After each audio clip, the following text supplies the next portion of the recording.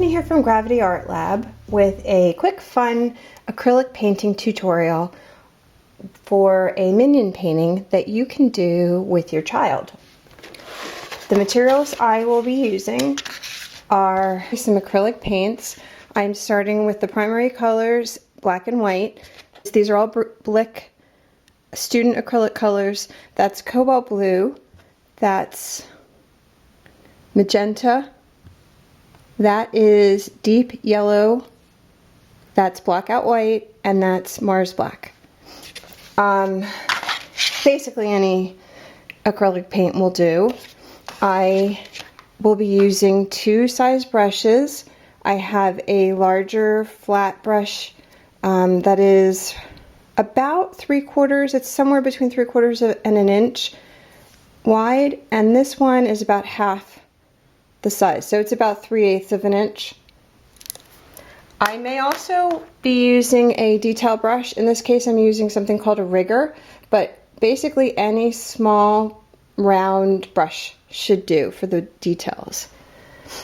I need a water container for washing my brushes and adding water to the paint. Sometimes I'll use a spray container to keep my palette moist. And a canvas. So I'm using a 12 by 12 stretched canvas that I also purchased at Blick.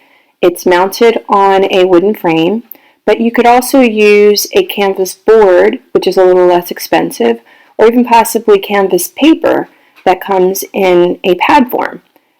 So you have lots of options for this. You don't have to spend a whole lot of money to get started.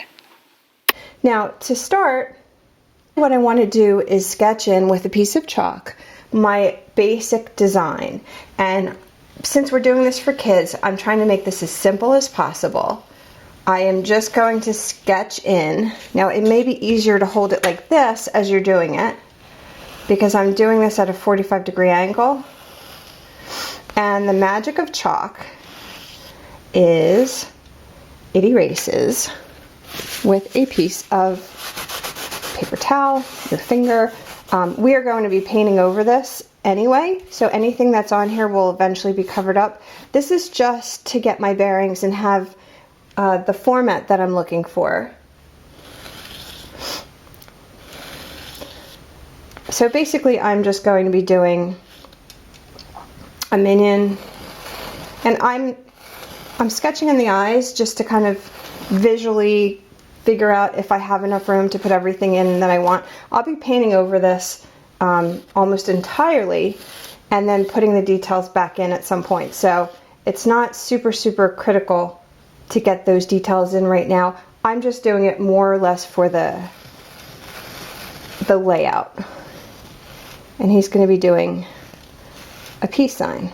So I'm not sure if you can see the chalk right now. You'll see it as I start to add in my paint. So I'm going to be dipping my brush in the water, tapping it off on the side, and then I'm going to start with my lightest color that I'm mixing. So I'm mixing white and black.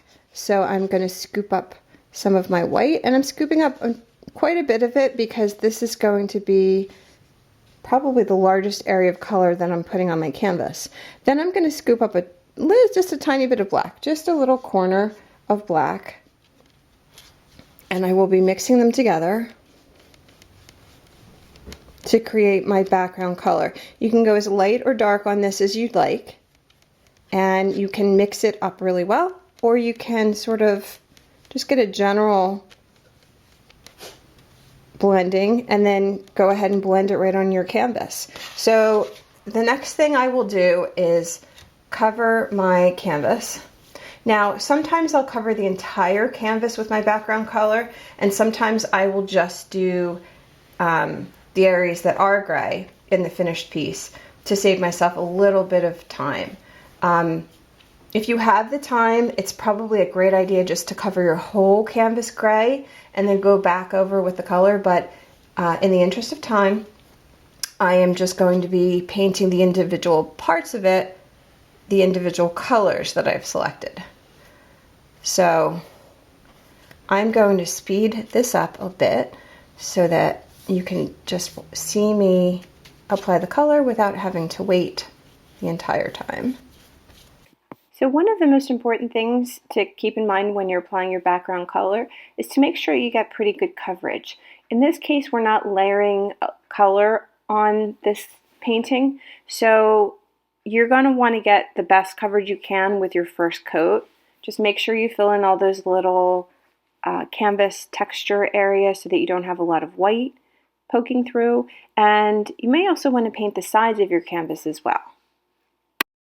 We'll need to mix a little bit of white into this color, and that's not because the color is off so much as it is that I know this particular shade of or brand of paint, that this yellow is very transparent, and I really, when I get to the edges and I'm trying to cover over that gray, I will have a hard time. I'll show you.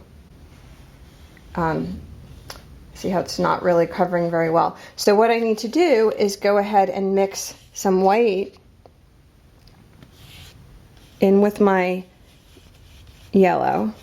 It will lighten it, and I don't think I have enough yellow on my canvas, on my palette, so I probably will have to get more just to get a deeper shade, but I'm going to start with this. I'm going to start with this lighter shade. I will go back over it and get a darker shade on top just to get the color. Speeding up the video a bit, if you look closely at the edges where I had some gray spill over into the white area, you'll see that you're still seeing the shadow of those gray strokes when I put my first coat of yellow on there. And that's something you just need to be aware of when you're laying out your painting. The same thing's going to happen when I do the arm, and you'll see how I've addressed that once I dry the painting. Okay, I am back. I've dried my yellow, and I'm noticing that I have some darker areas down here where the gray of the canvas is showing through. So I am just going to apply a second coat of yellow in those areas that require it. So again, I'll show you how I mix my yellow. I scoop up a little bit of white, I mix in the deep yellow, and that's again mainly to get a nice slightly more opaque color so that I get a little bit better coverage than I would with the straight yellow, and get it on my tip of my brush, and then go ahead and start working in the edges again to try to cover over those areas that are where the background's showing through. Speeding up the video once again, you'll see me applying this second coat of yellow, and then I'm going to let it dry, and I will start working on the blue areas of the overalls.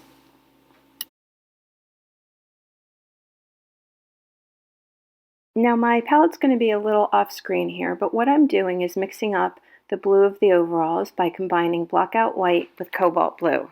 I'm going to turn it sideways again just to make it easier for me to get this even. What you can tell your children is like a really long U shape is what you're doing here. So you're just kind of capping it off. It's so funny, every time I look at these I think about Twinkies. They look like Twinkies, and I was looking at a really cute cupcake tutorial where they use Twinkies as the heads of these things, so it's making me hungry. So didn't really need very much paint. I got pretty good coverage. So when you're going over yellow or lighter color, it's not going to be as much of a problem getting your coverage as it is when you're doing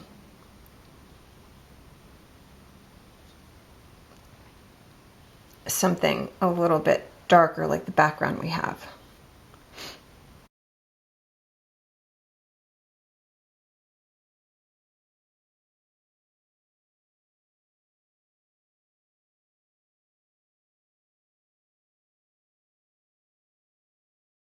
So here I'm using a little plastic cup that I have that happens to be pretty close to the size of the goggles that I'll be using on this little guy. So I'm using that as a template to help me draw some circles. You can use just about anything that you have that's round that is close in size to the eyes. You can always make adjustments. So if your circle's a little too small, you know, when you're applying the paint, you can make it a little bit larger. And I'm using a pencil now just because it's easier to see and easier to get a perfect line. So once you have that, that's like the most critical shape, the head and the eyes, because we're looking for something that's pretty symmetric and round. Okay, so I'm going to mix up some more gray. This time I'm going to do a darker gray for the goggles. I'm pulling some white into the middle, grabbing a little bit of black, mixing that up. Back in the gray zone. I still have some blue on my brush, not worrying about it too much. It'll mix in there. And I'm going to paint my circles.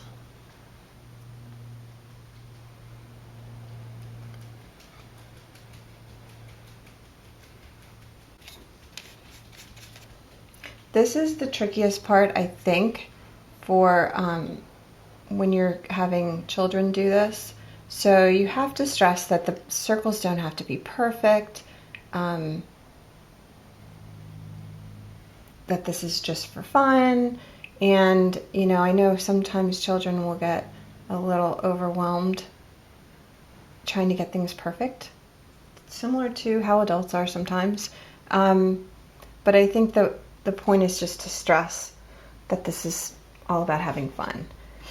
Okay, so that's all I'm going to do for right now with my circles. As I mentioned, as you add to it, these are going to start to the lines are going to start to get thicker. The shapes are going to start to either get bigger on the outside, smaller on the inside.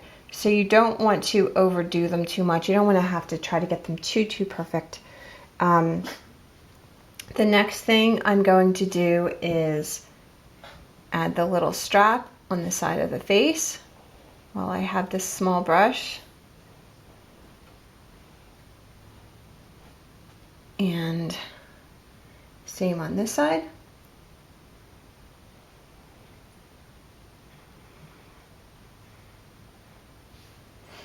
And that's about it.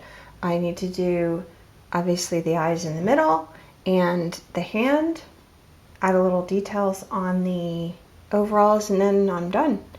So, oh, and the mouth. Can't forget the mouth. Okay, so let's start working on the mouth. Let's let those goggles dry. You know, my dog's trying to get picked up here. She wants to get in the video. Can you say hello? Say hello. Yeah, okay. I'm coming back to my small flat brush. You can work with whatever shape brush you're most comfortable with. I know some people like to work with round brushes, but I'm just showing you what it is that I'm most comfortable with. So I'm going to sketch in, using my pencil again so it's easier to see, I'm going to sketch in the mouth for this little guy. Now the mouth is really close down to the overalls, and he's going to be happy.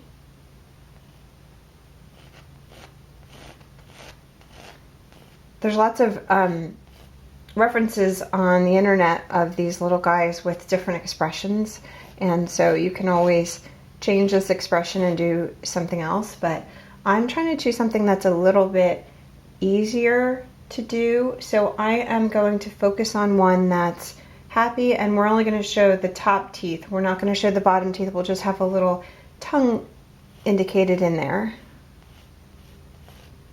So most of that will be dark. There'll be a tongue in there, and then we're just going to get a really thin line here for where I'm going to have my teeth, or his teeth.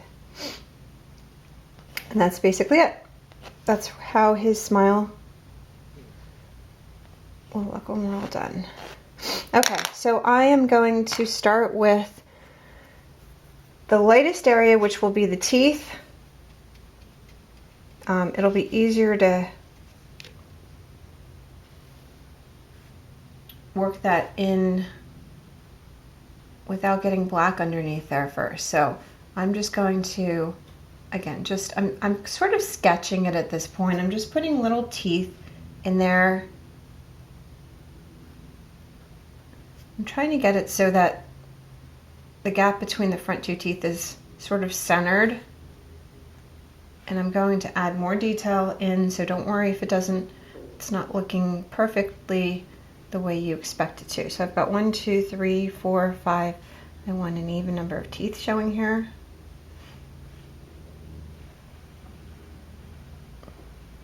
There, that's good enough. It's just a sketched little line. I have an idea of where my indentations for my teeth will be. And I just want to try to get it opaque enough that I'm not going to have to go over it too many more times to get a nice white there.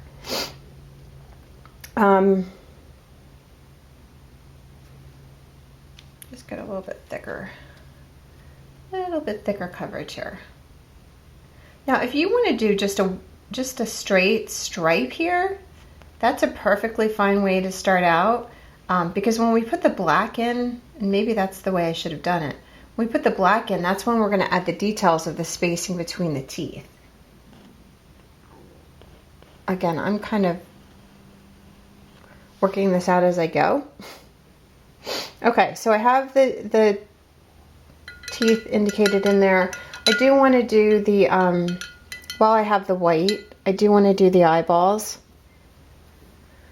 as well. So I'm going to pick up some more of that white. I'm just going to push it over so that I can get it mixed. It's just white. I'm not mixing any other colors in it, but I just want to sort of get the consistency right. I'm adding a little bit of water to it. And I will go in, and this is a nice way to help clean up your goggles if you would like. I'm going to try to leave a little bit of a rim of yellow on the edges, because that's what I'm seeing on the reference drawing that I'm working from.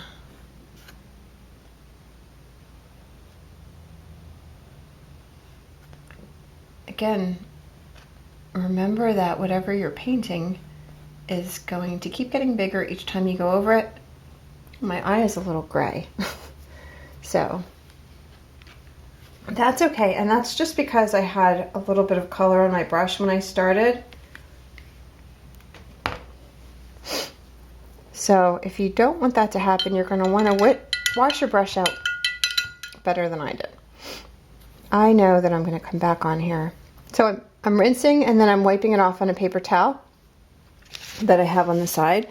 I'm going to pick up some more white, and I'm just sort of working it into the bristles a little bit before I go onto the canvas.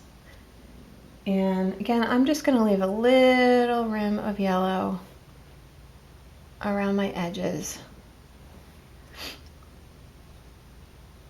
Your child is basically just going to be doing a circle here, and same thing here. A little circle. Try to get a little bit of a rim of yellow around it if you can. If not, no big deal. It could be completely white in the center with a gray rim for the goggles around it. So I'm seeing some of the yellow showing through, which means I'm going to have to come back on top of this and add another coat. You know, there are different qualities of paint out there. If you go to a more artist grade paint, a higher, usually a little bit more expensive, you're going to probably get more pigment, which means more coverage, and you'll have fewer layers that you have to do. Okay, so I've got my eyes, I've got my mouth. I'm not seeing any more white in here other than some of the highlights, which I'll come back in and add later. So next step for me will be to incorporate the black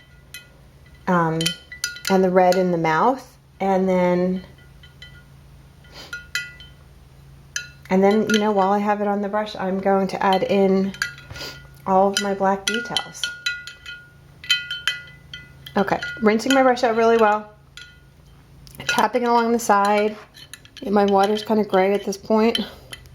Tapping it on the side, mixing it back in there. Push it down into the bottom of the cup or the jar just to get some of that pigment out that's worked its way up into the ferrule, and tapping it on my paper towel. Then I'm coming back in and I'm going straight into my black, and I'm only going to just get a little bit on the tip. I just have much better coverage if you push it in there really hard and you get the black way up into the bristles. it's much harder to control. Okay, so the glove, you have quite a few options here. I believe they have 3 fingers, or a thumb and 2 fingers. It's basically just, the glove should be about level with where you have the goggles. You're going to make a little triangle at the base of the glove. And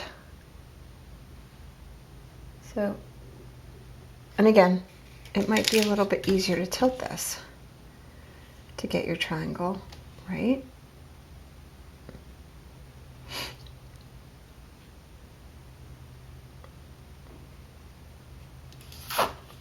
I'll hold it a little closer even. It's a little easier for me. I'm just picking up paint and I'm coming back. And it's triangles coming out and then coming back in.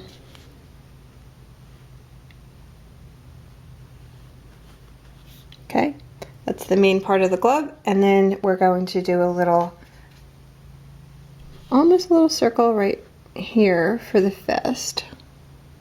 Sorry about that. For the base of the hand. Now, if you have your paint at the right consistency, it'll flow nicely. If it's a little too thick, too thin, you want to adjust it until you get a nice flow. So I think I'm going to do a peace sign here. I'm just going to do almost like bunny ears. A little sausage shaped finger, and then another little sausage shaped finger.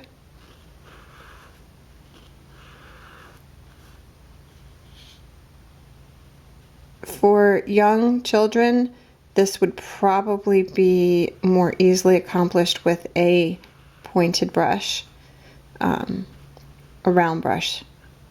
It has a nice little point on it. I'm using what I happen to have. So, peace. Okay, so the next thing I'd like to do is to get some of the detailed areas in black sketched in. And for that, I'm going to be using my detail brush. I have a rigger, but any small pointed brush should do for this. I am going to create a consistency. So my black is kind of thick. And what I like when I'm using my little detailed brushes or my rigger brushes is to get it almost to an ink-like consistency. It just makes it a lot easier to get the paint to flow nicely on the canvas, and it doesn't apply super thickly, so you can always, it's a little bit easier to fix if you make a mistake, which I'm sure you won't. But just get it on the tip of your brush. And I would like to go ahead and try to work in some of these teeth. I'm just trying to get my reference drawing back up. Here we go. Okay, so I'm just doing 4 teeth here. Originally I was thinking about doing a few more, but why complicate things?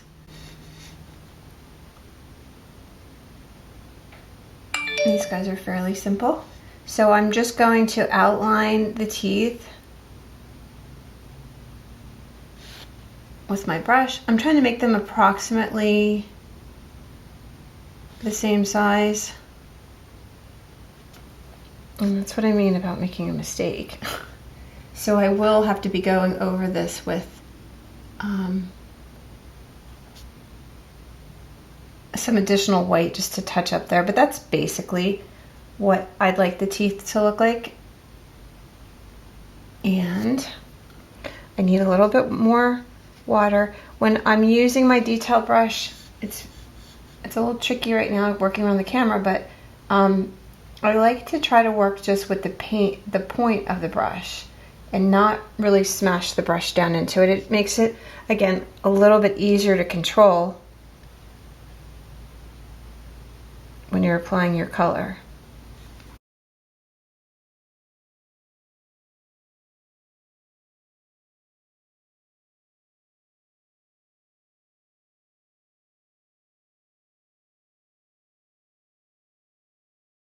Now, a couple things you may notice in this new shot.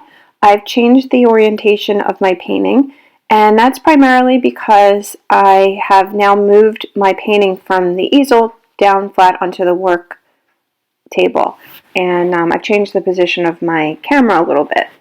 I oriented it so it was a little bit easier for me to get the paint on. Since I'm right-handed, it just worked better for me. And you should do that. You should move your canvas around as you work to make it easier to get the paint on there. The other thing you'll notice is now my paintbrush has changed. So I've switched to a round brush that I have. I just thought it was a little bit easier to get some of these rounder shapes in with a round brush. And I will include the size for that as well in the details of the video. So black is my main detail color in this beginning part, and I switch over to the burnt umber to get the brown of the eyes. And you'll notice when I first apply it, it's just not covering very well.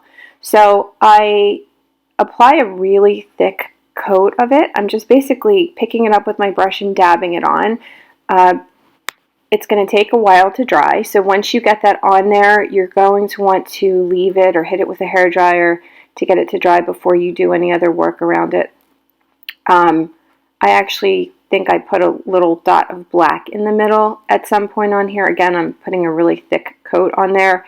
It's a little trick I use sometimes when I'm not getting the coverage I want. If I have the ability, if it's a small enough area and I have the ability to do that, I can.